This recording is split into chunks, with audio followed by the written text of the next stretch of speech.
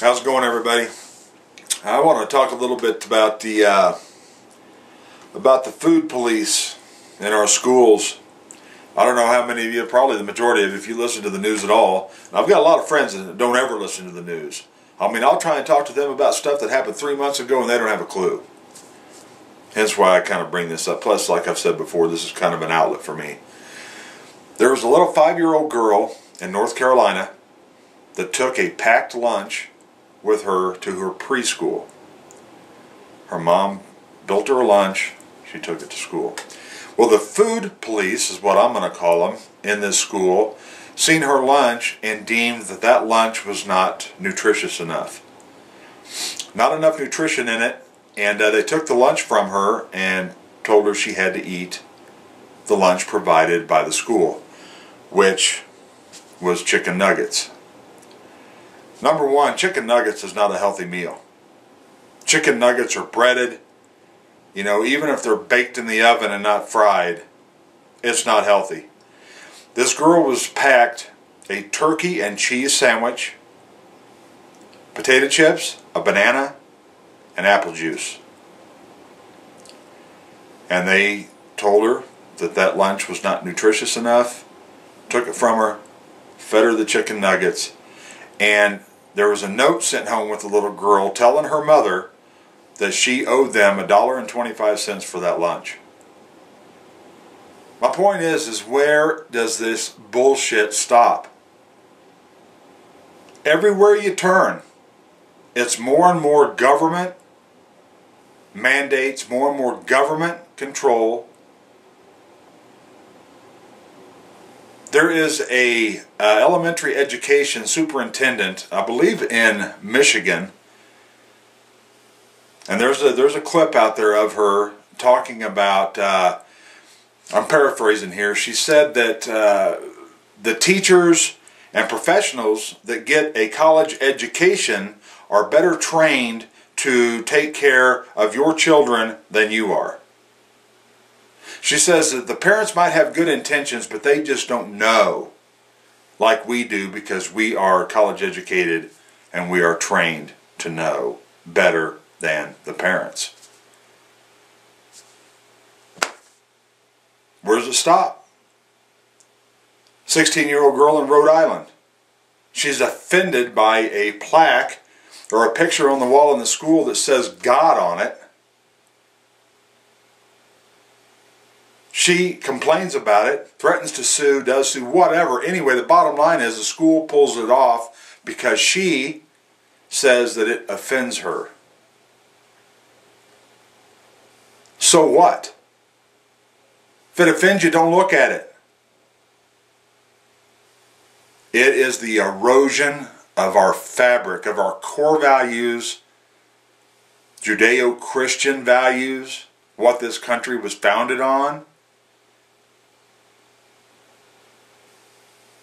You know, I have no problem with people that are not Christians, if they're Muslim, Buddhist, Hindu, whatever. But whenever they start trying to dictate how it's going to be for Christians, that's when I have a problem with it. 70% of this country is made up of Christians. It doesn't matter anymore. Government is out of control. The government it's gotten too big. They are literally trying to. Christianity is.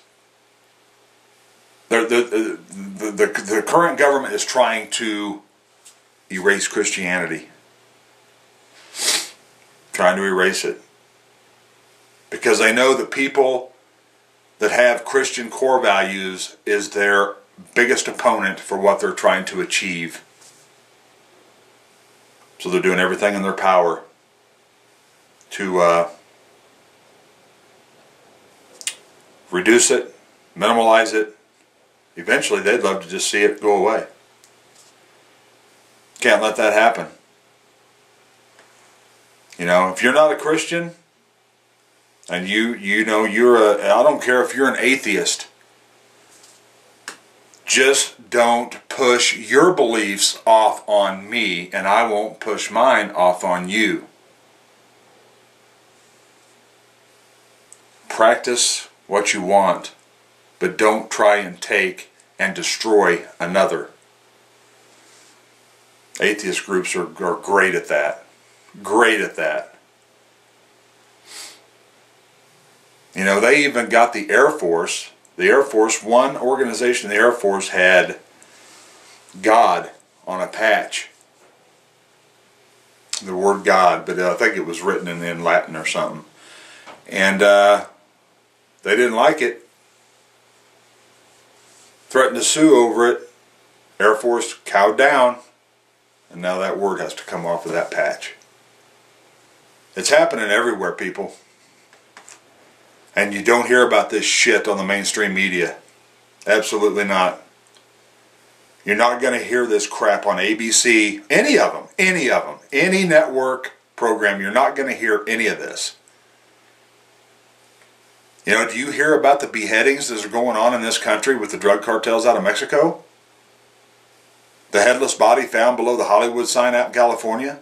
The headless female found in Oklahoma? You don't hear that shit. This is one reason why you're only going to hear this kind of stuff if you watch like a Glenn Beck program. There's others out there as well, but Glenn is probably at the top of the pyramid. And this right here is the main reason why he left Fox, because he was not allowed to get out the information that he felt that the people needed to hear. Hence why he left Fox and started his own internet-based television program. Because he'll tell you there, he don't answer to anybody. You know, he tried to get a lot of this stuff done at Fox, but I mean with their advertisers is who pays the bills. You know, the brass at Fox would say, no, you can't say that.